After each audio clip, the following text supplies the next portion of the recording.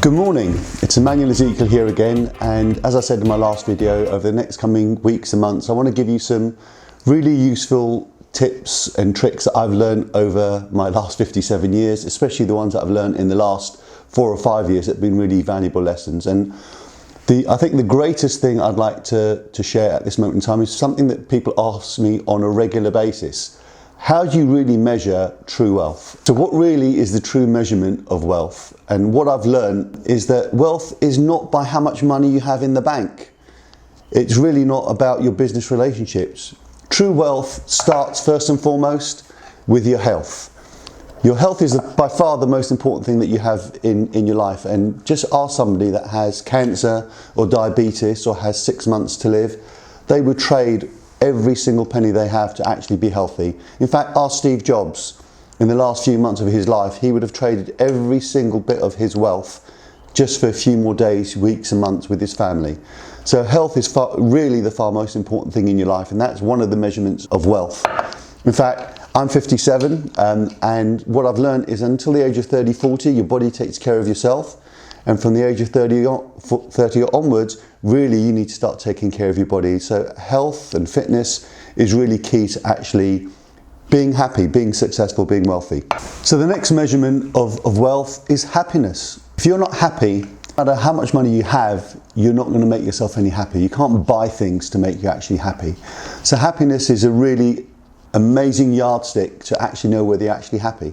I know lots of people that have a huge amount of money and they're really not happy. There's lots of things about their life. In fact, if you look at some of the most successful people that we know, Robin Williams, he had a huge amount of success, he had a huge amount of money, but still he wasn't happy, and unfortunately he actually took his life. How do we make ourselves happy? That's a question that we're going to cover over the next coming weeks and months, but it starts from within. One of my mentors, Tony Robbins, talks about 2 ways that you're always going to be unhappy. One, if you compare yourself against other people, what they're doing, or you compare yourself to where you think you should be. Both of those measurements are measurements that will never make you happy, because people will always have more than you, do more than you, and you'll always be comparing yourself to where you think you should be. So true happiness starts right here, right now, from where you are. From waking up in the morning, just being grateful for things that are in your life. Just being able to wake up, to see the sunshine, to smell, to taste, to feel. All of those things are things that should make you happy to start with. They sound simple, but they really are true. So topic 3 is contribution. What contribution are you making to your friends, to your family, to your community? Where are you adding something that's making a difference to their world, not just your world? Again, one of the topics I learned many years ago is that when you change the focus from yourself to other people and you help and you contribute other people, your success will be a byproduct of the people that you help. The more people you help, the more successful that you actually become. Take away the focus from you and start helping, and really enjoy helping people, because that's really where true happiness and fulfillment and contentment actually happens. Is actually focusing on other people. That will propel you to different positions. I'm trying to help people just through these videos, and hopefully that will have what I call the ripple effect. You'll learn that information and you'll help other people use the same information to make their life happier, healthier, wealthier, just through that, and not through money, just through changing the way that you think, that you act, and the things that you do. So why do I believe that the true measurement of wealth is happiness, health and contribution? Well, I started off my life poor, and I really didn't know we were poor growing up by my parents, because I was with my 2 brothers and my sister, and we were just happy. We laughed, we did things around the community, we played in the streets. We didn't have things like computers and phones.